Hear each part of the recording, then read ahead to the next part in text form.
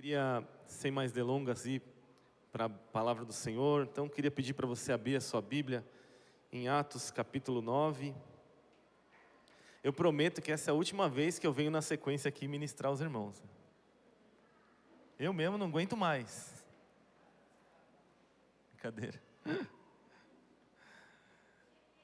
Vamos orar.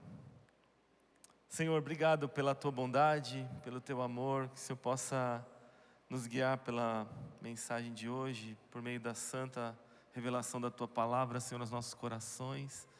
Ajuda-nos a compreender, Senhor, a Tua vontade, o Teu propósito, o Teu desígnio, Senhor, para cada um de nós, para a Tua igreja. Nós estamos felizes porque hoje é o dia do Senhor e nós podemos estar aqui na Tua casa, podemos abrir a Bíblia, podemos falar sobre ela livremente, ao mesmo tempo que temos essa sensação de liberdade. Oramos por aqueles irmãos que não têm.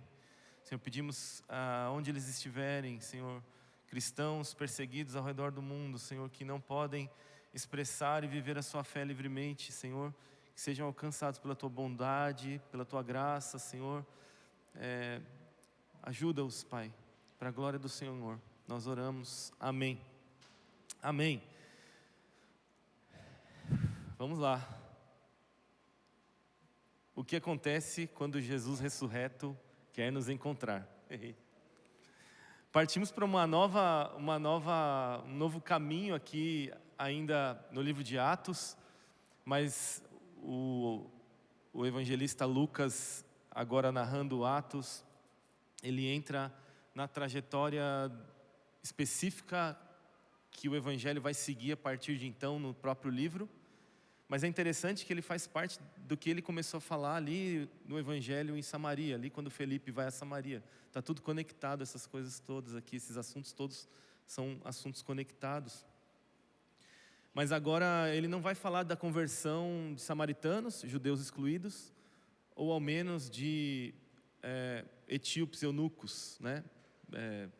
Pessoas totalmente desconhecidas, excluídas também da graça do Senhor. Ele vai falar agora da conversão de um judeu, de um fariseu, de alguém difícil, de um perseguidor, mas também que era meio sangue, vamos dizer assim.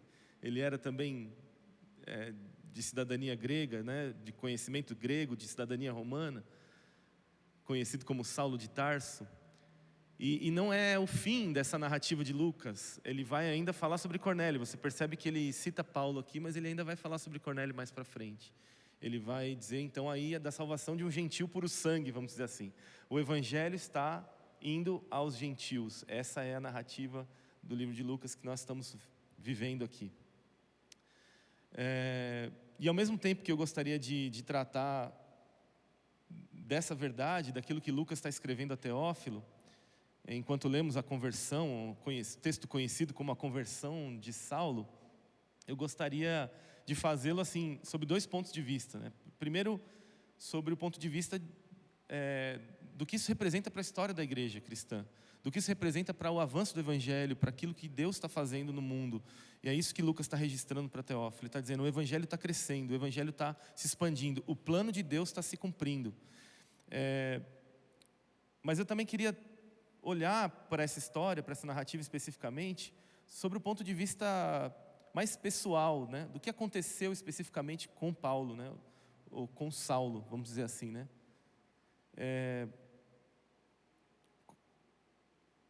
Quando ele se encontra com Jesus ressurreto, que processos acabam acontecendo com a vida e com o coração dele?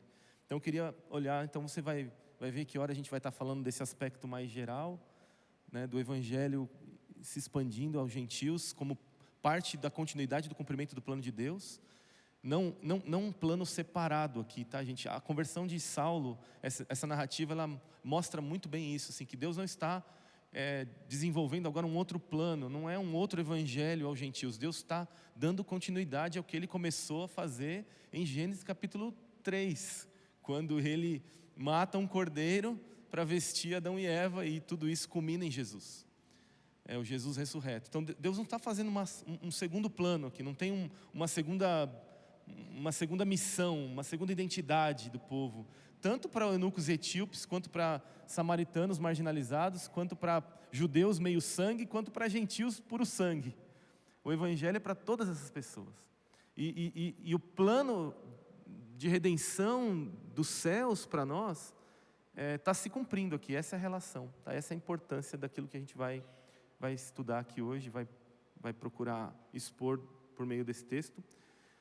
Eu procuro ajudar os meus irmãos que vão seguir expondo esse texto, porque a conversão de Saulo, Lucas dedica um pouco mais do que nós vamos ler aqui, mas eu quero focar especificamente sobre o que esse trecho vai nos informar. Amém?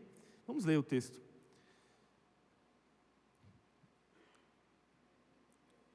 Atos capítulo 9, versículo 1, nós vamos ler do 1 até o 9, versículo 9. Diz assim então a palavra do Senhor: Saulo, respirando ainda ameaças e morte contra os discípulos do Senhor, dirigiu-se ao sumo sacerdote e lhe pediu cartas para as sinagogas de Damasco, a fim de que, caso achasse alguns que eram do caminho, tanto homens como mulheres, os levasse presos para Jerusalém. Enquanto seguia pelo caminho, ao aproximar-se de Damasco, subitamente uma luz do céu brilhou ao redor. Ele caiu por terra e ouviu uma voz que dizia: Saulo, Saulo, por que você me persegue? Ele perguntou: Senhor, quem é você? E a resposta foi: eu sou Jesus, a quem você persegue. Mas levante-se e entre na cidade, onde lhe dirão o que você deve fazer. Os homens que viajavam com Saulo pararam emudecidos, ouvindo a voz, mas não vendo ninguém. Então Saulo se levantou do chão e, abrindo os olhos, não podia ver. E, guiando-o pela mão, levaram-no para Damasco. Este esteve 3 dias sem ver, durante os quais nada comeu nem bebeu.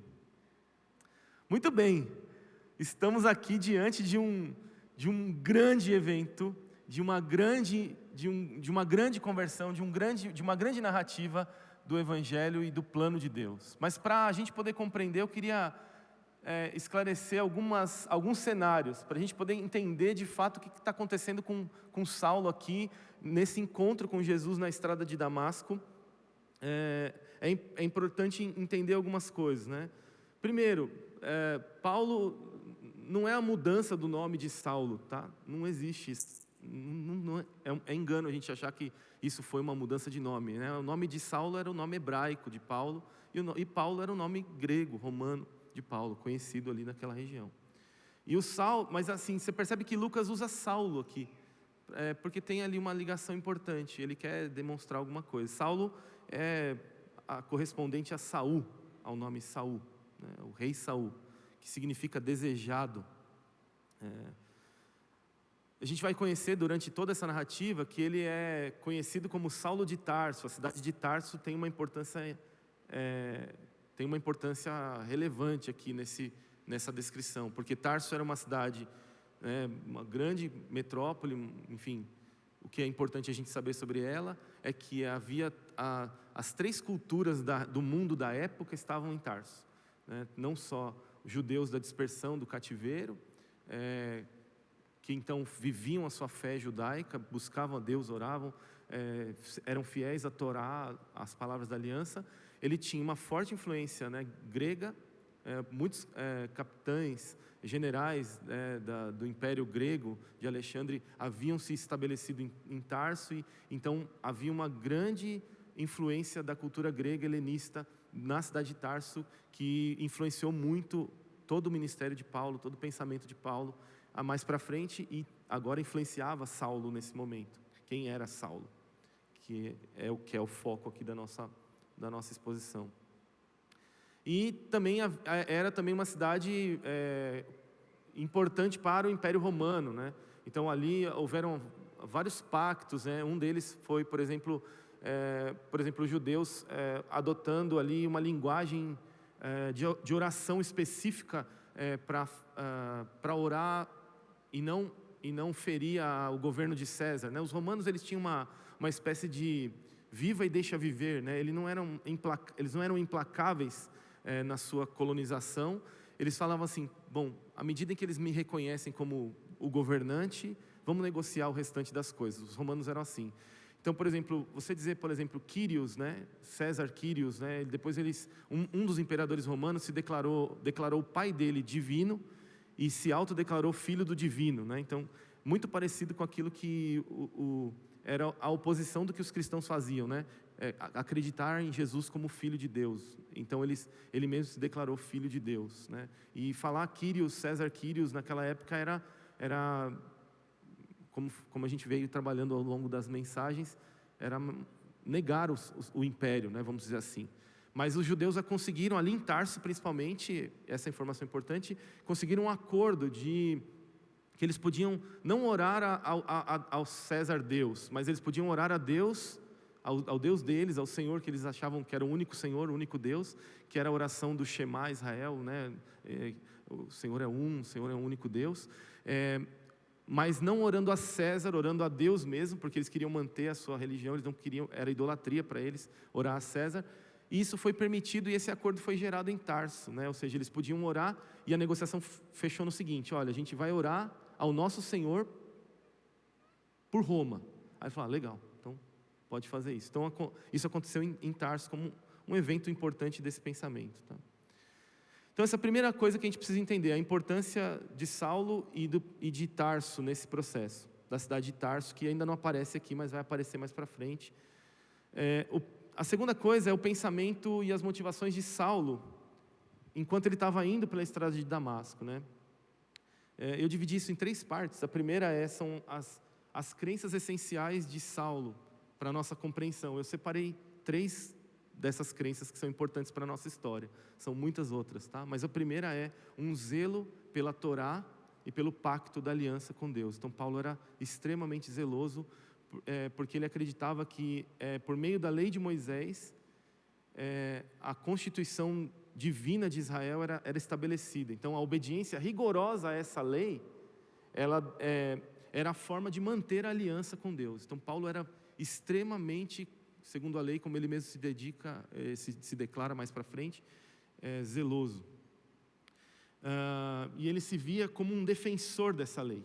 Era essa a motivação de Paulo ali na estrada de Damasco. Segunda crença essencial era o templo como o centro e o coração da fé de Israel. Então, Saulo via o templo de Jerusalém como o centro da presença de Deus e o símbolo da identidade e da esperança de Israel. Ele acreditava, especificamente como acreditavam os judeus, que a promessa de um novo templo seria cumprida. Isso vai ser visto aqui nas influências principais de Saulo, aqui até esse momento. Qualquer coisa que ameaçasse a santidade desse templo ou a integridade desse templo era vista como grave heresia. Por isso, por exemplo, Lucas na verdade começa a narrar a história de Saulo, não especificamente nesse texto, ele aparece no martírio de Estevão, né? No final ali do martírio de Estevão, como nós vemos ao longo das mensagens, Saulo aparece no fim. Lucas começa a dar uma pincelada, porque tem uma importância específica que Saulo consentia na morte de Estevão. Mas, por que é importante a gente perceber isso? Porque qual foi o discurso de Estevão que a gente não viu detalhadamente? O discurso de Estevão foi basicamente uma teologia da habitação da presença de Deus, vinculada a Jesus. Então, quer dizer, o templo de Israel, como ele era conhecido, estava sendo profanado pela linguagem de Estevão. Por isso ele foi levado ao apedrejamento como um herege. E Paulo consentia nisso. Nesse sentido, ele votou no Sinédrio, ele tinha voto no Sinédrio, como se votasse para que isso acontecesse. Ele participava dessas movimentações. Então, ele acreditava no templo como centro da fé do povo de Israel. E o terceiro era a ação de zelo para a purificação de Israel. Essa é uma outra crença que Saulo se considerava um zelote, né? Agindo com um zelo violento e implacável pela pureza de Israel, a semelhança de figuras como que nós vamos apresentar, provavelmente de Finéias, que é aquele sacerdote que purifica Israel na narrativa bíblica, né? Então a perseguição que Saulo exercia para os cristãos não era simplesmente assim um ato birrento, do tipo assim, eu vou perseguir cristão porque eu não gosto. Mas ele considerava como se fosse uma adoração mesmo. Então a religião de Paulo era era perseguir os cristãos, porque ele considerava que ele estava assim purificando Israel para receber as promessas do único Deus de Israel, de restauração de todas as coisas, de unificação de céus e terras. A gente vai ver agora na segunda parte, né?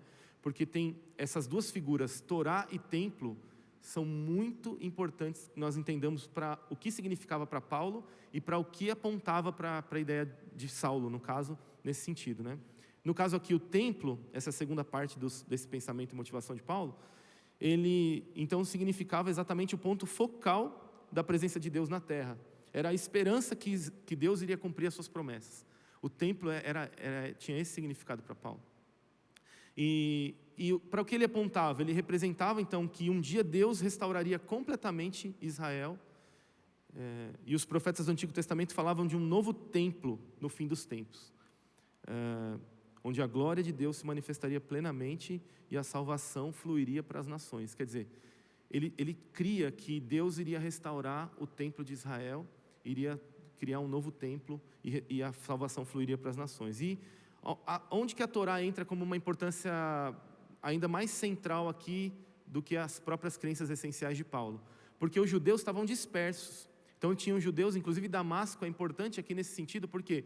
Porque Deus não salva, não se encontra com Paulo nas regiões de Israel, ali durante os muros, em torno dos muros de Israel. Ele se encontra com Paulo no caminho de Damasco, que é a capital da Síria, né? Foi a antiga capital da Síria, que era então um lugar que era já de dispersão dos judeus que estavam sendo perseguidos em Israel, em Jerusalém especificamente, e foi durante muitos anos da história de Israel, lugares onde o povo ficou cativo, como expressão da vontade de Deus para tentar restaurar o povo à sua presença. Então a Torá, na verdade, a relação que Paulo tinha com a Torá era quase que a mesma que ele tinha com o templo. A Torá para o fariseu, como Paulo era, como Saulo foi, e era uma espécie de, tipo assim, a Torá é a presença de Deus. Eu me relacionar com a Torá, eu estou me relacionando com Deus especificamente. Então, a Torá aqui assume um papel muito maior do que ela tem, apenas de ser a lei de Deus para preservar o povo e para que o povo seguisse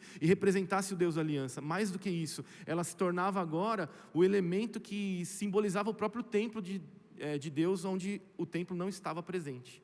Então, aqueles que seguiam a Torá, ou seja, né, ela apontava então para essa promessa, que através da obediência, Israel seria então o povo que Deus usaria para abençoar o mundo, né? Então essa também tinha esse tom meio que escatológico, né? Paulo, todo o ensino de Saulo, né, e todo o ensino de Paulo para o Novo Testamento, ele tem essa espécie de relação com o futuro de Israel, relação com o cumprimento do plano de Deus em Israel. Por isso havia tanto zelo, tanta violência nesse sentido. Para ele isso não era exatamente ruim, tá? A gente vai perceber isso, que não era como a gente enxergaria hoje, né? Alguém violento, fazendo assim, em nome de Deus, matando tal, etc e tal. Para ele era adoração mesmo, ele achava que estava fazendo um bem. 3 influências então, para a gente poder entender, um segundo, ainda dentro desse pensamento de Paulo, é o Finéias, né? Que é o zelo violento. Então, era como se Saulo se visse como um novo Finéias, né? Tipo assim, quem foi Finéias? Números 25, né? Era um sacerdote que era movido por um zelo furioso de honra, agiu violentamente para erradicar a imoralidade e a idolatria no meio do povo de Israel. Segunda influência aqui, que é muito forte nesse evento do encontro de Jesus ressurreto com Paulo, é Isaías, o profeta Isaías especificamente, e a sua ligação com a restauração de Israel como um todo, né? As profecias de Isaías, especialmente ali entre o capítulo 40 e 66, eram fundamentais para essa escatologia judaica da época. Eles falavam sobre o retorno do exílio, a restauração de Sião, a purificação de Israel. Quer dizer, então Paulo se via como um agente de promoção dessa realidade.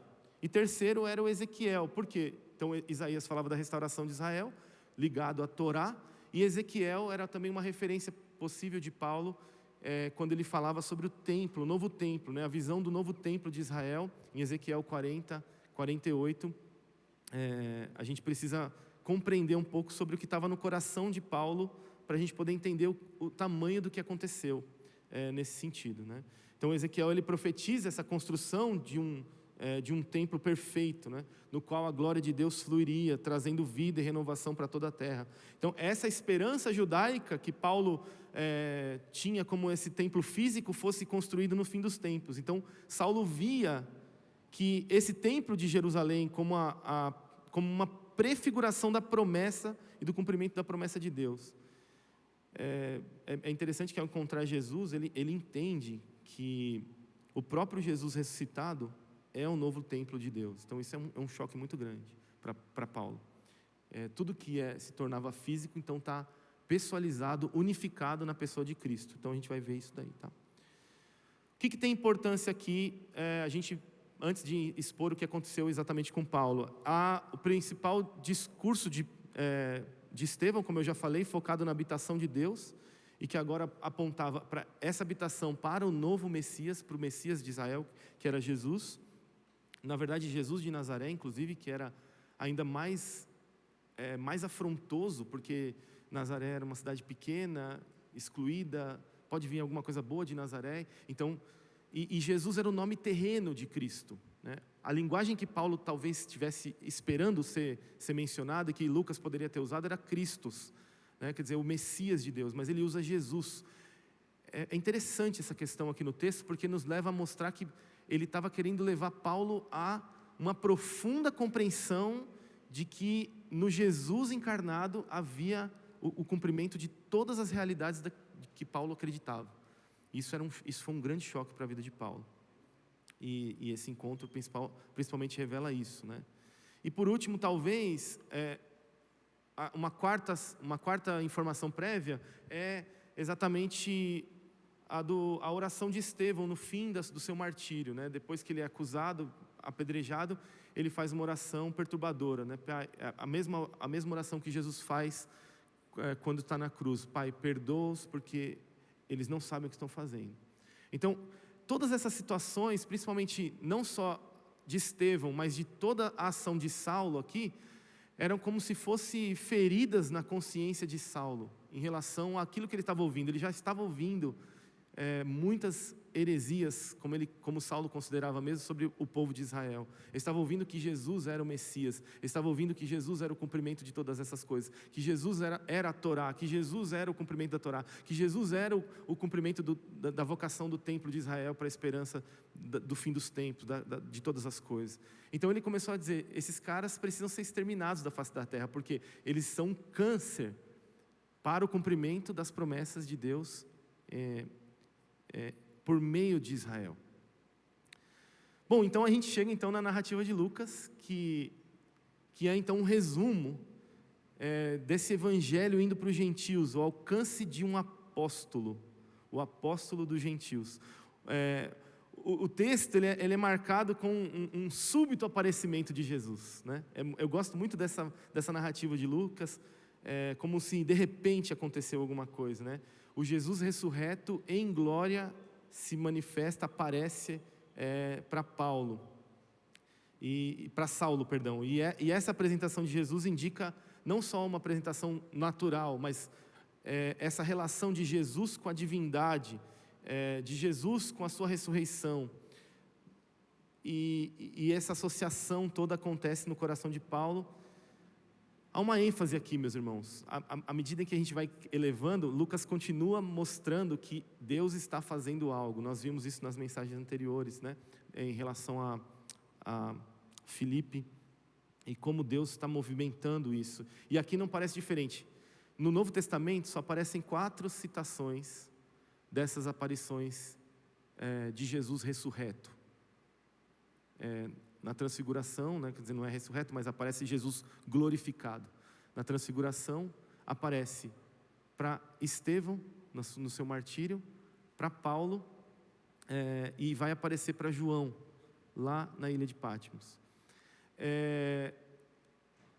Essa daqui talvez tenha sido a última aparição de Jesus em glória ressurreto para um discípulo, para um apóstolo. Isso tinha um motivo. Deus estava constituindo Paulo o apóstolo dos gentios, quer dizer, aquele que seria a coluna do evangelho para todo mundo grego, romano, conhecido da época, e mais do que isso, né? todo mundo que cresceria a partir dali. E agora, a partir de então, quando a gente olha para o texto, para a narrativa, eu queria ir verso a verso com os irmãos, percebendo agora do ponto de vista mais pessoal do que aconteceu, né? E o que nós podemos aprender com esse encontro de Jesus ressurreto, se mostrando a Paulo. Primeiro, nos versículos 1 e 2, a gente tem algumas expressões, e aqui a gente entende o objetivo desse encontro. Qual era o objetivo desse encontro de Jesus? Por que Lucas narrou isso? Por que isso aconteceu? O objetivo era a salvação verdadeira. Não há nenhuma pessoa que Deus não queira e não possa salvar, nenhum pecado que Ele não possa perdoar, nada que Ele não possa transformar. Não há nenhum perseguidor, nenhum opositor, nenhum distante de Deus que não possa ser transformado em um grande proclamador, em um grande servo do Senhor. Não há nenhuma distância que Jesus não possa aproximar, que Jesus não possa cobrir. O objetivo desse encontro, nesses primeiros versos, era mostrar as características de Saulo. E quando ele se está ainda respirando, como era conhecido na época, Saulo era conhecido como uma fera selvagem, né? Esse respirando era como se fosse uma respiração de um lobo, de uma fera que desejava massacrar, matar, exterminar o povo de Deus, a igreja de Deus. Movido por esse zelo enganoso, ele mata os seguidores de Jesus. Ele persegue, ele coloca na prisão, ele os obriga a blasfemar. E age conforme uma ideia de conforme ele estivesse purificando o templo, purificando a Torá, purificando Israel para a preparação do caminho. E é muito irônico aqui a forma como esse encontro acontece, né? Então Saulo era esse homem mau, perseguidor, insolente, insistente, que maltratava os cristãos, que prendia, que matava, que consentia, que votava para que eles fossem apedrejados e mortos, que consentia na morte, que segurava ali, né? Ele era um jovem ali, como Lucas diz, né? Ele segurava ali as túnicas, as roupas daqueles que apedrejaram Estevão, né? Como quem diz assim, eu vou ajudar aqui no que for necessário, eu me dedico no que for necessário. E é por isso, movido por esse falso entendimento da Torá, ele então matava aqueles que se convertiam a Jesus de Nazaré como sendo esses do caminho, a seita que é citada aqui, né? Esses que são referente ao caminho, muito provavelmente é o primeiro nome que os cristãos recebem, né? Aqui não tinha cristianismo, não tinha religião organizada, não tinha nada. Eram conhecidos como aqueles do caminho, né? Que eram, muito provavelmente, talvez pela frase usada por João Batista, replicando Isaías 43, ou o próprio Jesus dizendo, eu sou o caminho, a verdade e a vida, ninguém vem ao Pai a não ser por mim. Paulo era esse que precisava ter um encontro com a salvação verdadeira. Ele não só faz isso, ele não é só essa pessoa mal, mas como ele também é inteligente, estrategista. Ele percebe que os judeus estão saindo de Jerusalém por causa da perseguição, e há muitos judeus em Damasco, a gente vai ver isso na história da igreja. Ele então pede aos sacerdotes cartas de extradição, como se autorizações, como se mandatos de busca, para que se ele encontrasse um judeu crente em Jesus, ele pudesse prender e extraditar esse judeu para Jerusalém, e em Jerusalém dar início a todo um processo legal que culminaria na morte de muitos deles. Na verdade, Paulo não queria capturar cristãos em Damasco para trazer para Jerusalém para eles permanecerem presos. É para que eles pudessem ser confrontados, levados a blasfemar o nome de Jesus, a sua crença em Jesus, e por fim, fossem mortos. Então, é por isso que ele perde essa carta, e é movido por esse zelo farisaico, que estava baseado numa suposta verdade, que ele então parte em uma viagem de aproximadamente 5 dias de Jerusalém para Damasco, com a sua comitiva, né, os possíveis guardas do Sinédrio, para fazer esses mandatos, como se fosse uma polícia federal, assim, dos judeus. Aqui,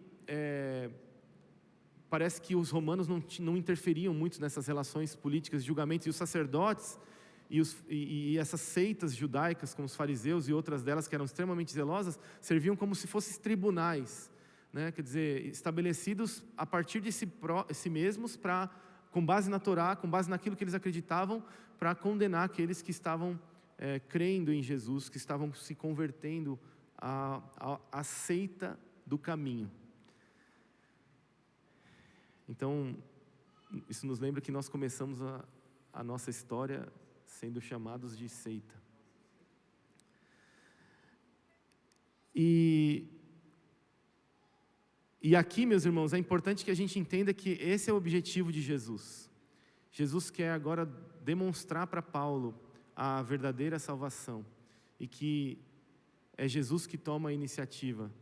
Que, embora Paulo se considerasse o caçador da terra, havia um caçador dos céus. Paulo achava que estava caçando aos discípulos, e obviamente ele fazia isso porque estava caçando Jesus de Nazaré, mas na verdade quem estava caçando ele era o próprio Cristo. Não há nenhuma pessoa tão dura, tão avessa, que Jesus não possa mudar. A salvação verdadeira, esse foi o objetivo desse encontro. Nos versos 3 a 5, a gente encontra o efeito desse encontro com Jesus de Nazaré. O efeito desse encontro com Jesus ressurreto. E o que nós percebemos aqui é rendição completa.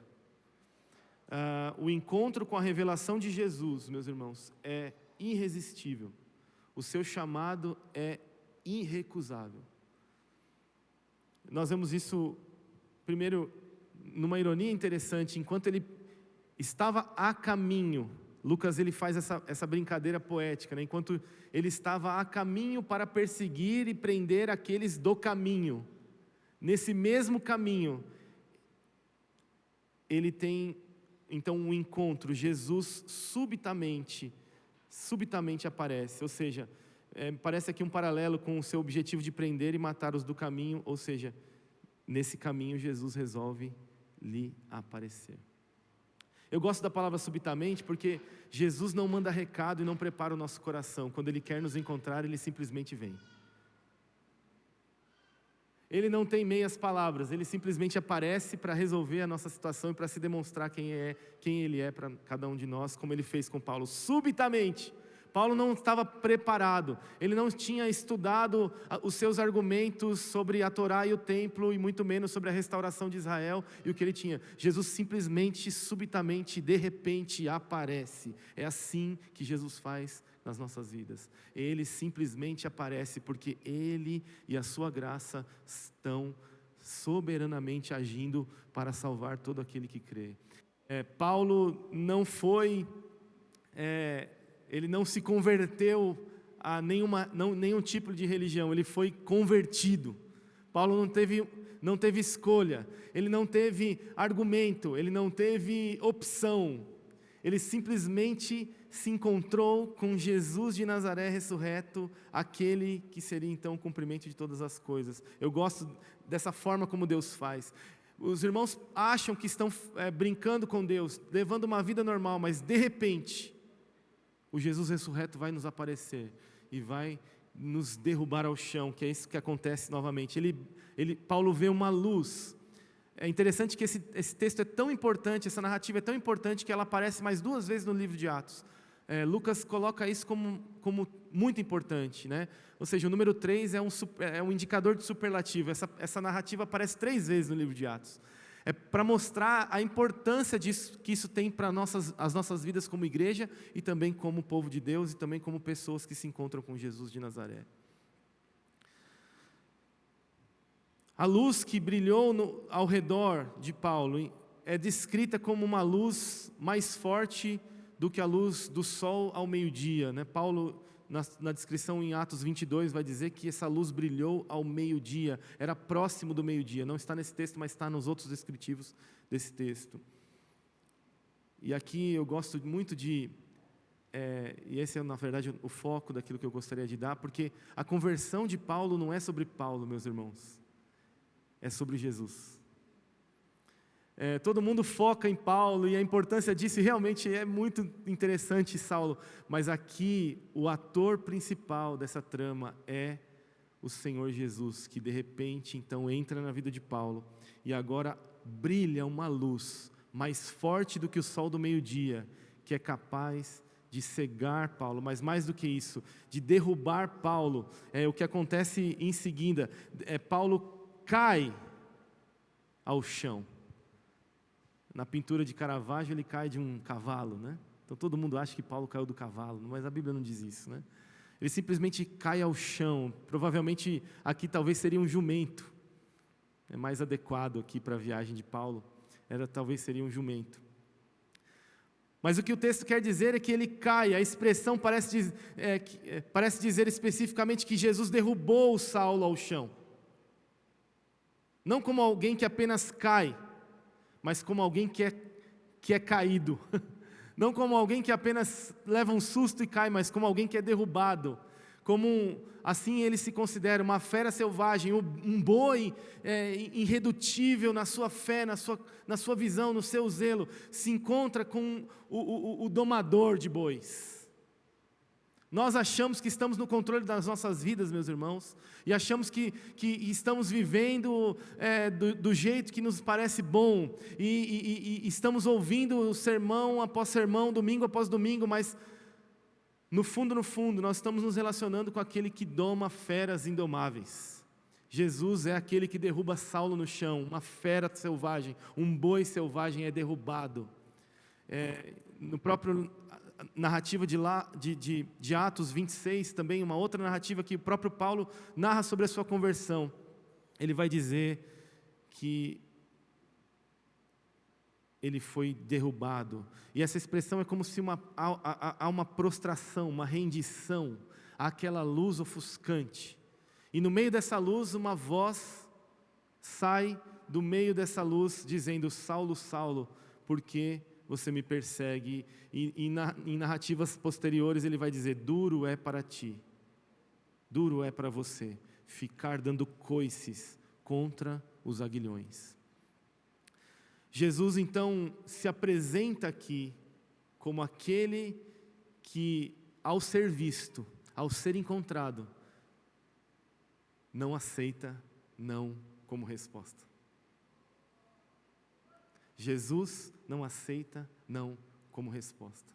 Ele é simplesmente o Senhor de todas as coisas, aquele que nos doma, aquele que doma a fera indomável dos nossos argumentos, dos nossos sofismas, do nosso afastamento de Deus. Imediatamente ele pergunta a essa voz, ele vê, o que pode ter acontecido? Saulo pode ser uma referência aqui, e na verdade deve ser Jesus se apresentando como aquele que falou com Samuel: Samuel, Samuel. Samuel, Samuel. Paulo entendia nesse momento que essa linguagem era uma linguagem de Deus falando com ele. Então Jesus aqui se apresenta como o próprio Deus, e Paulo faz então uma seguinte memória, relembrar. Ele fala assim: então quer dizer, se esse Jesus que disseram que ressuscitou está falando comigo, de fato ele está vivo. E se ele tem essa luz brilhante e está falando como Deus comigo, de fato ele é o Messias de Israel. Nesse momento parece que, sem dizer uma palavra, até que Paulo fale a próxima palavra, em questões de segundos talvez, Paulo precisa ser levado a toda essa reflexão. E em outras passagens ele diz que assim que ele ouve a sua voz, ele se rende brutalmente, perguntando: o que eu tenho que fazer, Senhor? Quem é você? O que eu tenho que fazer? O destaque aqui para a palavra Senhor, né, que alguns estudiosos dizem que já podia carregar esse sentido de que ele estava reconhecendo Jesus agora como o Senhor de todas as coisas, o cumprimento de todas as promessas de Deus ao povo escolhido. Ao ver Jesus, ao ouvir Jesus, ele se rende, ele passa por uma rendição radical, e diz: Senhor, o que eu tenho que fazer? Ao mesmo tempo se submete. E Jesus se apresenta a ele. Ele não precisa dizer muitas palavras. Ele diz apenas: eu sou Jesus a quem você persegue. Ao perseguir a igreja de Jesus, os seguidores de Jesus, os discípulos, Paulo estava perseguindo o próprio Jesus. E aqui parece que Paulo tem um primeiro encontro com a doutrina principal que vai aparecer em todos os seus escritos: a união de Cristo com o seu povo. Quando nós olhamos para Efésios, como de costume na nossa membresia, nós vemos que o principal propósito de Deus, ou de Paulo, ao tratar os assuntos de Efésios, é a unidade do seu povo com Cristo, mas também a unidade de céus e terra com Cristo, em Cristo. Então, a unidade, o tema, e ele não só agora entende isso de uma forma teórica, por argumentos do seu conhecimento do povo de Israel, mas agora entende de uma forma prática. Ele tem um encontro com o céu revelado na sua frente. Ele vê Jesus, o Jesus celestial, o Jesus em glória, o Jesus ressurreto. E então ele diz: isso só pode ser obra do Deus que fez a promessa a Abraão. E esse pensamento leva então a essa rendição, o que leva aos versículos 6 e 7, o resultado desse encontro. Os efeitos desse encontro então são a rendição radical do apóstolo Paulo, e rendição completa. E o terceiro são os resultados desse encontro. Os resultados desse encontro é a obediência radical. Só obedece radicalmente a Jesus quem o vê, quem o ouve, quem o compreende. Só se enxerga Jesus, só se ouve Jesus, só se compreende Jesus, se o próprio Jesus se revelar a nós. E isso que acontece aqui, nos versículos 6 e 7, há duas expressões importantes aqui para o texto. Mas levante-se, entre na cidade. Esse mais aqui é interessante, que muda completamente o sentido da narrativa aqui, e indica uma ideia de contrariedade. A partir dali, daquele encontro, daquele ponto, daquela revelação, é por outro rumo que você vai entrar na cidade, é por outro motivo que você vai para Damasco. Agora, não para perseguir e matar os cristãos, mas para conhecer os discípulos de Cristo.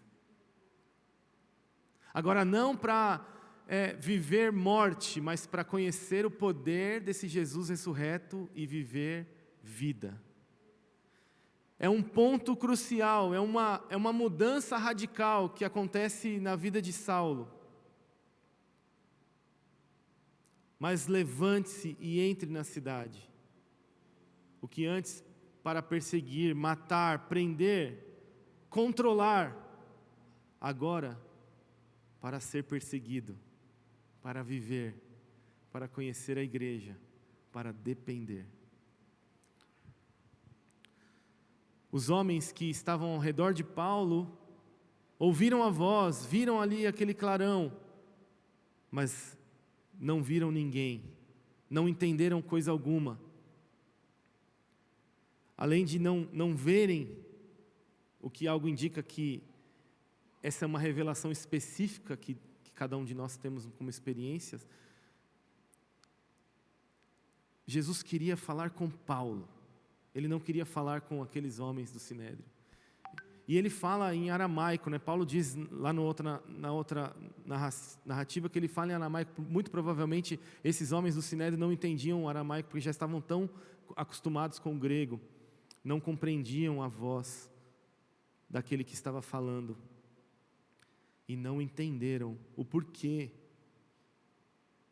ele estava falando. Aqueles homens ficaram emudecidos e não compreenderam, porque a revelação não era para eles. a revelação era para Saulo. Nos versículos 8 e 9,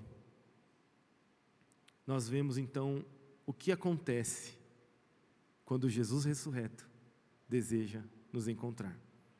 Saulo se levanta do chão e, abrindo os olhos, nada podia ver. Ele ficou completamente cego ao ver Jesus, irmãos. Ele ficou cego por causa da luz que viu em Jesus ressurreto.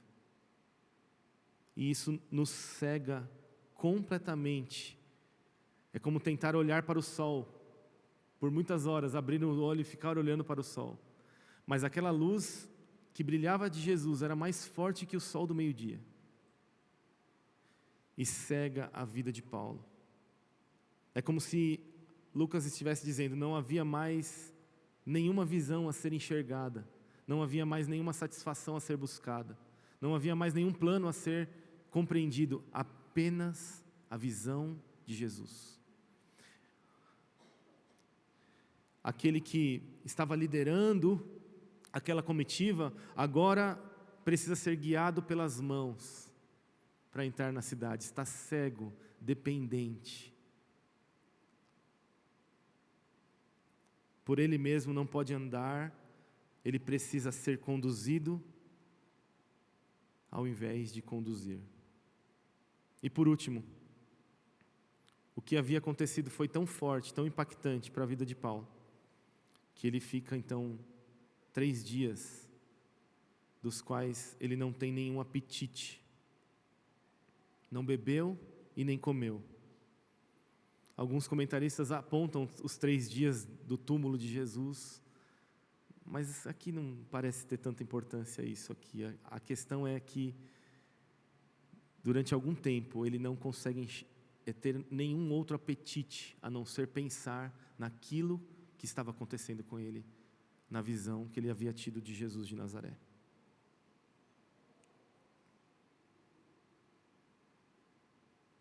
Saulo de Tarso, com a sua cabeça cheia das Escrituras e o coração cheio de zelo, ergue os olhos vagarosamente para cima mais uma vez. Agora ele está vendo com os olhos bem abertos, consciente. Não é o calor do meio-dia que está afetando ali as visões de Paulo, mas consciente também de que parece que aconteceu uma rachadura na realidade, uma fissura na espiritualidade dele, ao encontrar Jesus.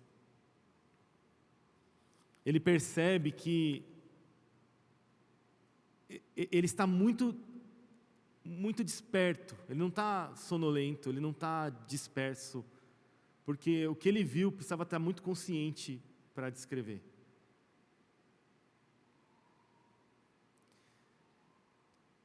Eu queria ler algumas frases do teólogo N.T. Wright, quando ele fala sobre essa ocasião. Esse momento despedaçou os sonhos mais ousados de Paulo e simultaneamente cumpriu-os.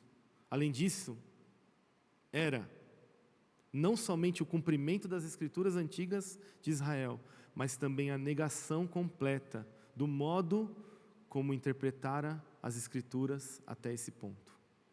Deus, o Criador, havia ressuscitado Jesus dentre os mortos, declarando não apenas que ele era de fato o Messias de Israel, mas que ele havia feito o que o único Deus havia prometido fazer em pessoa. Saulo havia estado absolutamente certo de sua devoção ao único Deus, mas absolutamente errado em seu entendimento de quem esse único Deus era e de como as suas promessas seriam cumpridas. Ele havia estado absolutamente certo de sua devoção a Israel e à Torá, mas absolutamente errado em sua visão da vocação e identidade de Israel. Até mesmo o próprio significado da Torá. Sua lealdade ao longo da vida estivera absolutamente certa, embora absolutamente mal orientada, uma vez que ele tinha zelo por Deus, mas não havia entendido a obra desse único Deus. Tudo agora se concentrava na figura a partir da qual emanava a luz ofuscante. A figura que agora se dirigia a Saulo como um mestre se dirige a um escravo. A figura que ele reconheceu como Jesus de Nazaré crucificado. Céus e terra se uniram nessa figura, o qual ordenava a Saulo a reconhecer esse fato e a reorientar a própria vida em acordo com este fato. 20 e poucos anos depois, Paulo escreveria sobre ter vislumbrado a glória de Deus na face de Jesus, o Messias. Segundo aos Coríntios capítulo 4, versículo 6. Essa era uma forma de colocá-lo. Haveria outras maneiras também, e isso nada tinha a ver com, entre aspas, religião, seja no sentido antigo ou no sentido muito diferente moderno. Dizia respeito a Jesus. Jesus como ponto no qual, exatamente como Estevão, o mártir da igreja, reivindicara, céus e terra agora haviam convergido e se fundido. Dizia respeito a Jesus como sendo em pessoa a realidade para o qual o templo havia apontado. O que impulsionou Paulo a partir daquele momento na estrada de Damasco e subsequentemente por toda a sua vida foi a fé de que o Deus de Israel havia feito o que sempre dissera que faria, que a escritura de Israel haviam sido cumpridas de maneira inimaginável e o templo e a Torá não eram em si realidades definitivas, mas sim sinais gloriosos que apontavam para frente em direção a novos céus e nova terra geradas em Jesus. Até o dia da sua morte, Paulo permaneceu intensamente leal ao Deus de Israel, visto em um foco novo e ofuscante, Jesus. Nem Paulo, nem as comunidades que Paulo fundou engajaram-se em, entre aspas, uma religião corporativa. Eles não estavam dizendo, tentamos uma forma de ser religioso, mas agora encontramos um método melhor. Ninguém pensava assim na época de Paulo, certamente nenhum judeu, pois eles estavam focados naquilo que poderiam chamar de fim dos tempos, a crença de que o único Deus agiu de modo decisivo e culminante na história. E além do mais, com o Messias de Israel, uma realidade chocante e ofuscante, a realidade que mudaria o mundo. A partir de então, guiado pela mão, os companheiros de viagem conduziram Saulo para dentro da cidade. E a história continua. Mas a pergunta que nos fica é, ao nos encontrarmos com Jesus, ao que nos convertemos? Muitos de nós temos nos convertidos apenas à igreja. Muitos de nós temos nos convertidos a um sistema de consumo. Muitos de nós temos nos convertidos a um sistema de bem-estar emocional, físico, espiritual. Mas não ao verdadeiro Jesus de Nazaré, o Cristo ressurreto, que veio cumprir em si todas as promessas de Deus e aponta para uma nova realidade futura. Eu fiquei procurando nos meus pensamentos uma história que pudesse refletir rendição radical e plena satisfação em Jesus, que é o que acontece após esse encontro. A minha questão tem sido essa ao me deparar com Paulo: será que nós temos nos encontrado com Jesus de Nazaré ressurreto? Coloque a mão na sua consciência agora e pergunte a ela: você está se relacionando com Jesus de verdade? Ele é o teu Senhor? Ele é a única coisa que você almeja? Ou você quer Jesus e mais alguma coisa? E eu lembrei da história de Ellen Rosenvier, uma missionária que serviu no Congo durante muitos anos, e gostaria de encerrar contando um pouco da sua história. Missionária inglesa que serviu no Congo, uma história de rendição radical e plena satisfação em Jesus. 28 anos foi enviada para o campo missionário em meio a uma guerra civil na África, no Congo. Ela era enfermeira, tinha doutorado em medicina, solteira, prega o evangelho com muita paixão por aqueles que sofrem, e ao chegar no Congo forma mais de 100 enfermeiras e espalha essas enfermeiras por todo o país. Ao mesmo tempo que ela espalha cuidados médicos, também espalha a mensagem de Jesus, o evangelho de Jesus, a proclamação de Jesus. Embora a sua época era uma época terrível, onde pastores eram sequestrados, mortos, torturados, presos por longos períodos em cativeiro, Ellen também foi sequestrada e passou um longo tempo em cativeiro e sofreu de maneira profunda, meus irmãos. Durante esse período manteve apenas um diário, do qual gostaria de ler algumas páginas. Diz assim o diário de Ellen: eles me puxavam pelos pés, batiam em minha cabeça, chutavam-me na boca, quebraram os meus dentes, me humilharam, me insultaram, me agrediam dia após dia. Dias depois, Ellen escreve novamente dizendo: em uma das noites o horror ultrapassou todos os limites e eu fui violentamente abusada sexualmente. Senti que Deus havia me abandonado. Logo depois, Ellen escreve: em seguida, senti uma impressionante presença que me dizia: esses sofrimentos não são seus sofrimentos, Ellen, são os meus sofrimentos. O Senhor me encontrou com braços abertos em indizível amor, e eu entendi que o seu amor me era suficiente. Ela foi libertada do cativeiro. Ellen voltou para a Inglaterra e foi tratada no hospital durante 1 ano, internada, com traumas físicos e emocionais. Quando ela recebe alta, ela procura a sua missão e pede que desejava voltar ao Congo, a missão se recusa e diz o seguinte: não, Ellen, está muito difícil. Então ela diz: Deus me quer no Congo. Se vocês não me enviarem, eu vou sair da missão e vou mesmo assim. Eles então resolvem enviá-la novamente. Ao retornar, ela vê todo o seu trabalho destruído, o hospital que havia construído, com mais de 100 leitos, totalmente destruído. Ela ora ao Senhor mais uma vez, e o Senhor envia uma oferta generosa por meio da sua igreja, ainda mais recursos do que na primeira vez, e ela então constrói um hospital com mais de 250 leitos, maternidade, leprosário, uma escola para paramédicos, e ela serve no Congo por mais de 30 anos, e depois retorna e se torna uma mobilizadora de missões, e Deus usa a vida de Ellen poderosamente.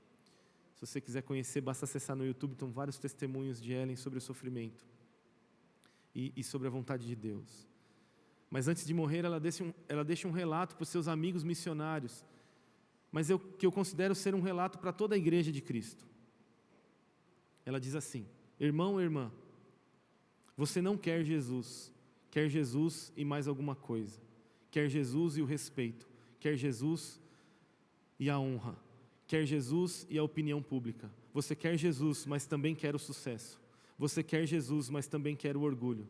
Você deseja chegar ao fim do ministério e das suas realizações, com todas as trombetas tocando em um evento que você mesmo organiza para a sua exaltação, com fotografias e áudios para olhar em casa apenas para lembrar do seu próprio sucesso. Você deseja sentir-se respeitado e insubstituível. Deseja que outros fiquem preocupados sobre como irão continuar sem você.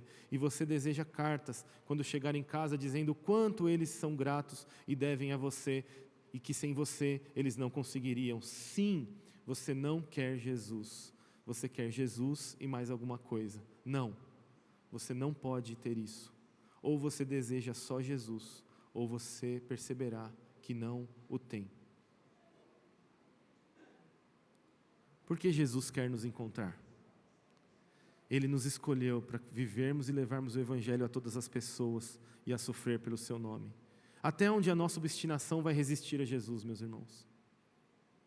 Até a nossa consciência, até a nossa consciente rendição ao Jesus de Nazaré, após a sua bondosa revelação pessoal a cada um de nós. E o que acontece realmente quando nos rendemos a Jesus? nossa vida é transformada radicalmente. Os nossos olhares, o modo de ver o mundo, os apetites são completamente reorientados a Jesus somente e nada mais. Você se encontrou com Jesus ressurreto?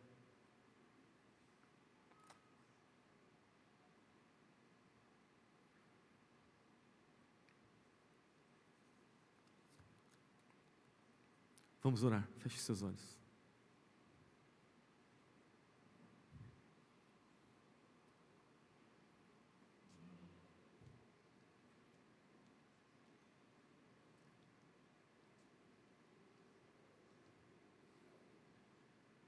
Senhor, eu confesso que, ao olhar para esse texto durante esse período, Senhor, eu fui profundamente confrontado com a minha experiência de fé.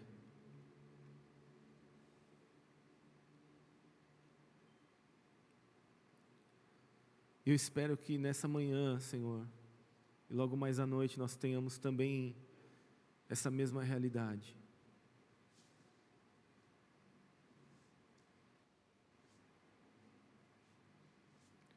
De olharmos para essa narrativa de Lucas, Senhor, e vermos a sua profunda e soberana graça agindo sobre a vida de Saulo, Senhor.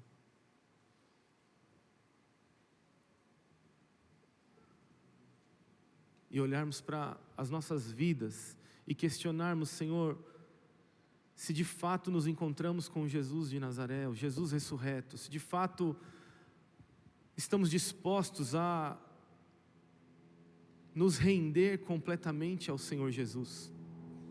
Se de fato compreendemos que não é sobre as nossas crenças e sobre as nossas posições teológicas ou religiosas, mas sobre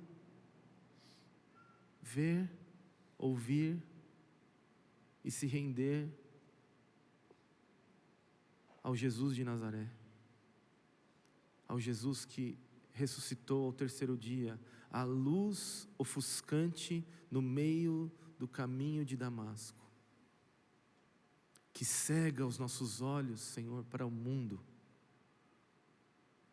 Ou estamos olhando muito para o mundo?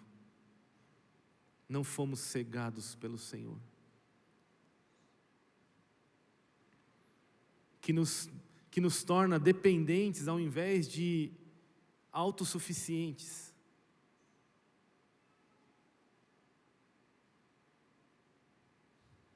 Que transforma os nossos apetites, assim como transformou os de Paulo.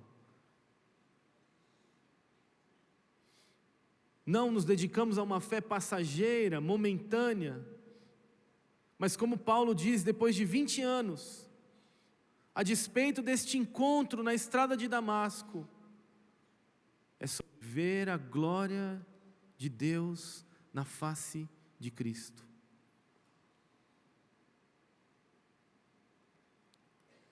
Ao olhar para mim, ao olhar para nossas igrejas, para a nossa igreja, eu posso questionar, Senhor, se de fato temos nos rendido completamente ao Senhor ou não. Porque muitas vezes temos visto olhos abertos e não cegos pelo Senhor. Temos visto autossuficiência e não dependentes de Ti, Senhor. Temos visto apetites carnais e mundanos e não apenas desejar a Ti, Jesus. Nos ajuda nessa manhã a compreender essas verdades e a refletir sobre a nossa conversão. Ao que estamos nos convertendo? Nos ajuda, Jesus. Nos ajuda a nos render completamente a Ti. Em nome de Jesus. Amém.